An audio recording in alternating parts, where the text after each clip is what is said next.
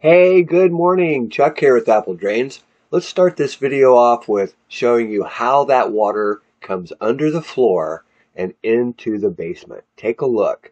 Look closely. You can see that water pushing through that clay. Hydrostatic pressure.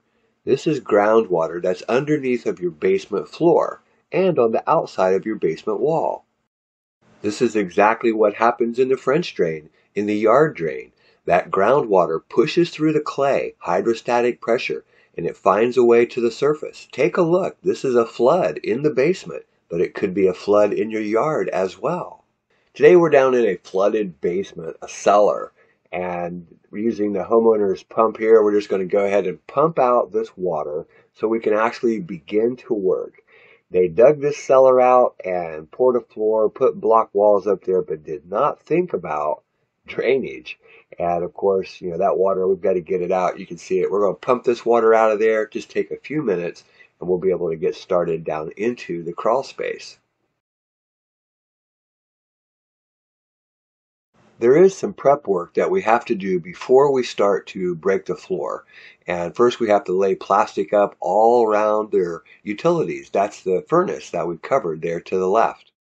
When we run the concrete saw to cut this floor, the dust and debris that slides off of that saw, it really makes a mess. So we cover up everything to make sure nothing gets damaged. So we're down here in a small little cellar that they've dug out. They've poured, a floor here, but we've got to put a sump pump here. So we've got to break the floor, and you can see it's underwater here. We pumped out a lot of water, and we've used the saw to help get some cuts in there, but it's still a difficult area to break out. We'll pound on that for a while. We may have to run the saw again.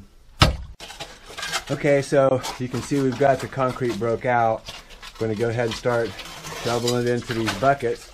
Then we take the mud outside. We've got to get it about 2 feet deep and all the way around so that we can put the sump pit in there. Then we can plumb the sump pump so that it goes up and out through the basement wall.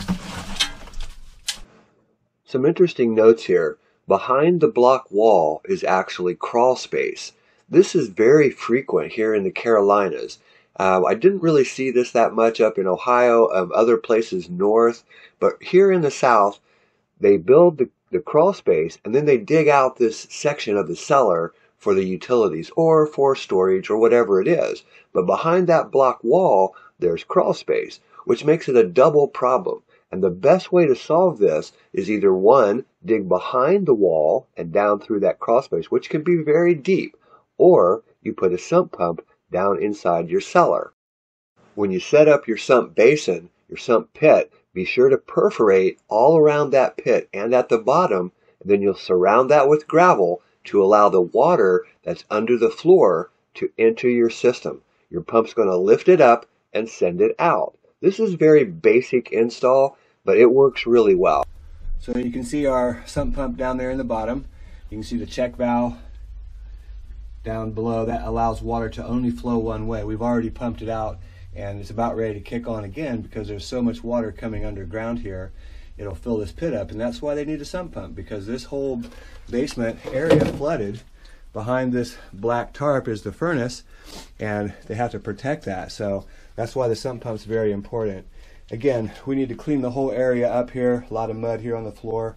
We'll wash all this off, and then we'll go ahead and pour the concrete. That'll be the final thing that we do. But you can see how we've got it plumbed. We've got our riser coming up. Comes up and turns. Runs down about 10 feet. Turns again, and goes all the way over to the vents. And so here's where we brought the sump pump discharge out, and you can see it was splashing over here onto the neighbors, so we put our discharge hose on here, and we're going to come back in the future. We'll actually put this underground, but he needs a gutter up here. That water just pours. All this water here is actually from that valley of the gutter. Put these downspout drains underground out to the front and hook up the sump pump to that line, and we're done. So here's our sump pump installed. We've got the concrete back, setting up. Again, plumbs up, goes out, all the way around. Actually goes clear over, you can't see it, but it goes clear over through the wall, out the side of the building. Hey, this is Chuck with Apple Drains, reminding you that if you believe you can do something, I guarantee you can do it. Have a great day.